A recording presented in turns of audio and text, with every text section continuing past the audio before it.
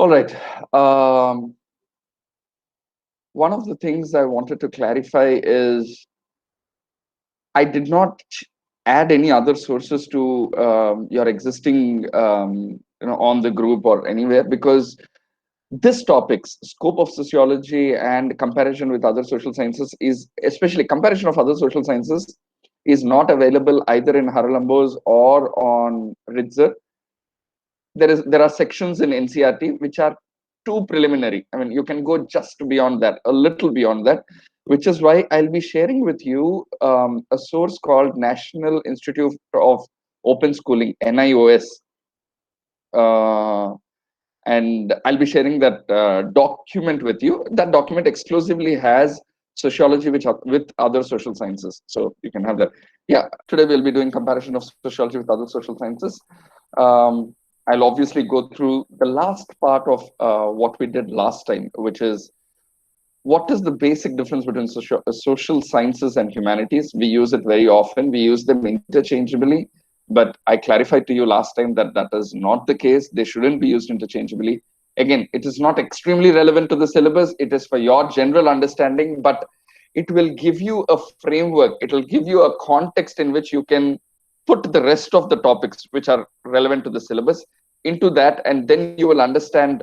Also, you'll understand some of the terms that I'll be using. Okay, I'll also hand over to you in the end a list of key terms. Today, I'll be using some new terminology. And if there is any term that you think you don't understand when I use it, I will. So, for instance, the other day, someone turned around and asked me, Sir, we don't understand what is monarchy.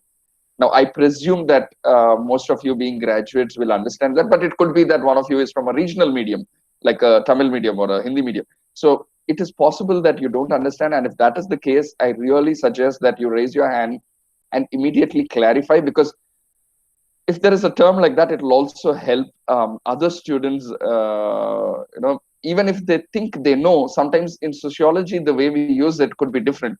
For instance, somebody the other day asked me, they didn't understand, or they didn't fully appreciate division of labor. Now, that is because they saw the YouTube video later and they didn't see the first set of YouTube videos where I did explain what division of labor is.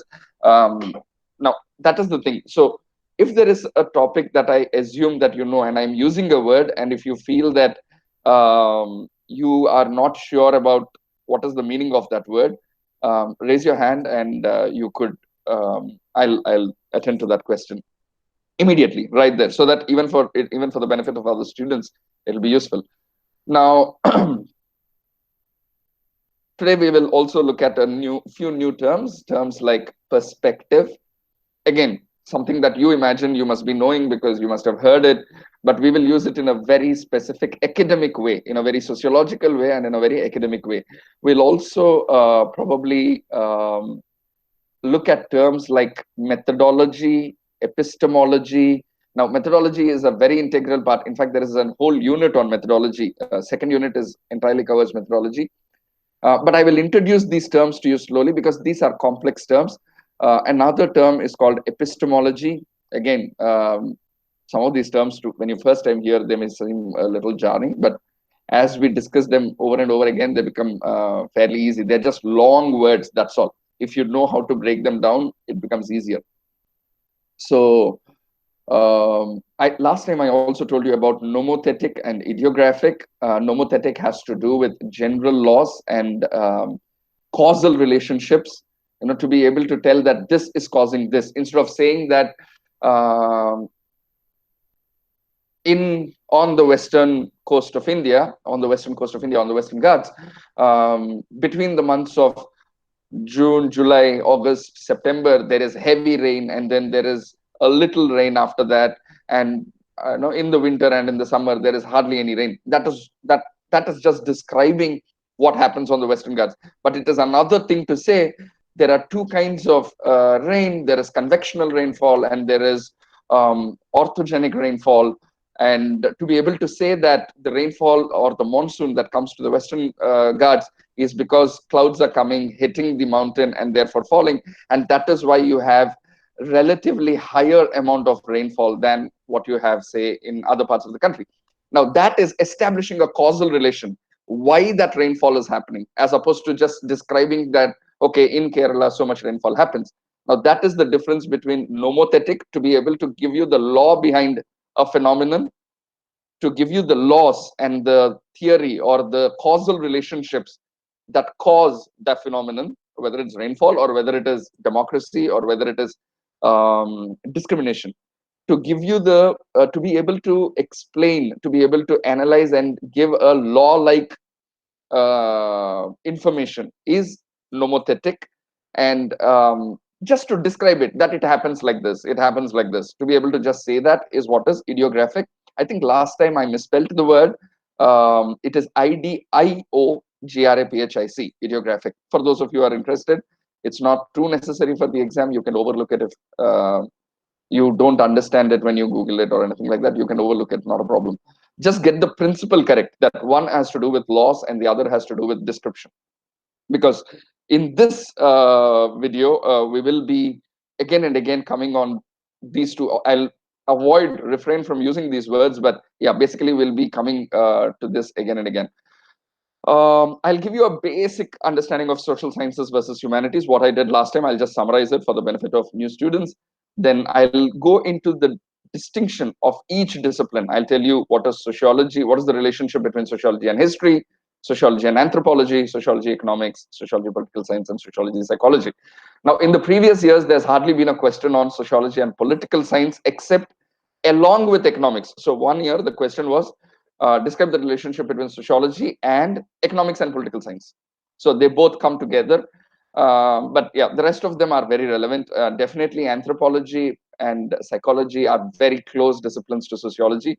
And you should be, being somebody who is opting for sociology, which means you are expected to have a BA honors level, or in reality, actually, roughly a master's level understanding of sociology. It is expected that you should be able to distinguish between these disciplines.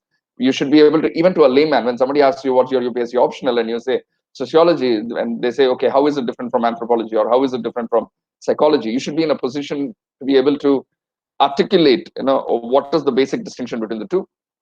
Again, like I said, it's a fairly common question. I think at the end of it, so every topic I gave in a particular structure, just keep that structure, and you should be able to write that answer. For this topic, we will not do a model question and answer kind of a thing, because anyway, it is fairly straightforward structure of answer for every question. It's the same structure that you will follow. So it's very straightforward, which is why for this topic in the next class, we won't be doing a model question and a model answer. It'll be covered as in today's class itself. Now, last time I told you that social sciences study social groups and interactions either between two individuals or between groups of individuals. Now, groups of individuals could cooperate. Groups of individuals, like nation states, can have conflicts, like we have on the eastern and the western borders. Yeah, but the point is, remember, the word is not just social. Social refers to human beings in relation to other human beings. The term social refers to the relationship between human beings, okay, different human beings. So the social focuses on that relation rather than the individuals, one. But two, it does that in a scientific method, and that is what distinguishes social sciences from what is generally called humanities. And in humanities, there is also the arts, and arts include fine arts and performing arts. Fine arts are to do with your painting and sculpture and things like that. And performing arts have to do with performing an art like music and dance and theater. Those are called performing arts. There are fine arts, which are which can be put under the umbrella of humanities, but otherwise they are all distinct from social sciences. And this is something you need to appreciate, because social sciences is particular about using scientific methodology. It insists that you use scientific methodology. And what does scientific methodology mean? Among many things, in its core, it means verifiability. Okay, why is it that when somebody says this is backed by science or this is backed by research, if I give you a piece of information, a fact, and I tell you research suggests that, the moment I say that there is some claim to truth, there is some belief that somehow that knowledge is valid and true, it is because of the method that is used in research, scientific research. And the method is one of verifiability. And verifiability means when I make a claim, when I make a proposition, it can be verified by any other person, because when I make a claim, which is what they do in journals, in research, they're called research journals. Any new idea that you produce, any new knowledge that you produce is published in a recognized journal. Journals are in turn controlled by subject matter experts. They have some control on the journal, on the quality of article that is being published. An article is usually a new idea or a new discussion. When you tell your new idea or discussion and it's published in a journal, for it to be published, you should not only tell what your idea is, but you should be able to tell what your reasoning is and what your evidence is, so that if somebody else wants to verify whether you're saying it correct or not, they can go and verify. For instance, take the whole corona virus case. One of the bigger challenges that is arising right now is, where did corona even start? you know a lot of people, including in India or in the US, they will say, oh, this COVID pandemic is due to, this is God's wrath. This is Kali Yuga, what we might say in India, or in the West they will say this is apocalypse, this is the end times, this is, sin has reached. It's a similar kind of the basic argument is same. Sin has reached a point, humanity has become very evil, and God is trying to destroy the world. Now, how can you verify it? No, that's also a claim. Only thing, the problem is you cannot verify it. But on the other hand, there are serious scientists across the globe who are sitting and trying to investigate, where did the virus even come from? Because one big debate is whether this virus is man-made, human made it in a laboratory, or um, is it just like, just available in the nature, the way the other viruses were, for instance the avian flu, or the Ebola. They were natural, and they came to humans because they consumed some kind of a meat or something. But this is not the case. There is evidence, there is at least preliminary evidence to suggest that that's not the case. So to be able to then investigate it, and there is a conflict, there is almost a war going on right now in the journals, in scientific journals of epidemiology, the study of diseases, contagious diseases. There is a big war going on between two groups of scientists, one claiming that it is man-made and another claiming it is not. Now, interestingly, what is coming recently is the group, and the leader of the group, the scientist who said that it is not man-made, is also the same person who funded the laboratory in Wuhan, in China. This scientist, the laboratory that he's part of in the US, also funds research in that laboratory in China. So there is some relation between the two. And ideally, scientists should not be biased. Ideally, their research should not be biased by their own considerations. But today, the other group that is contesting that this is man-made, this is made in a laboratory in China, nobody is saying that they deliberately released it. Don't go around and telling this to other people. What I'm saying is that, this is not a conspiracy theory. There is a real debate going on, and appreciate the sensitivity of it, and understand that uh, part of the debate. A debate is able to go on because we have evidences, we have trails, we have, the group which is saying that this is man-made. They have very clear evidence to suggest that why. There is a science to it. In virology, in the study of viruses, there is a science that is able to say, when you study the RNA and the DNA, there is a way to say it whether this is man-made or not. And they seem to suggest that it is man-made. Anyway, again, like I said, nobody is saying that the Chinese deliberately released this into the world and they're killing people. Nothing like that. Don't imagine those things. It's just that probably it was a genuine mistake. Now, another question that is raising is, if it is a genuine leak from a very high security perimeter of laboratory, then what does it reflect? And there are other questions. But what I want you to focus on is, in journals, to say something, you need to adhere to scientific method. And social sciences make a claim that they adhere to scientific method. Again, for instance, for a lot of time, we used to study in history that Ashoka, King Ashoka, the Emperor Ashoka, during the Kalinga War, he had a realization when he saw that bloodbath. I mean, there is Shah Rukh Khan's movie of Ashoka, and you will see that suddenly a realization comes to him that, oh, did I cause so much misery? Did I cause so much death and suffering? And then there is a change of heart, and there is remorse, and he changes into a benevolent emperor. Now, while the story of transformation is true, one of the finest historians that India has produced, her name is Romila Thapar. She is a very good historian, and she asked questions like, is it possible that for an emperor in the middle of a battle to have a change of heart?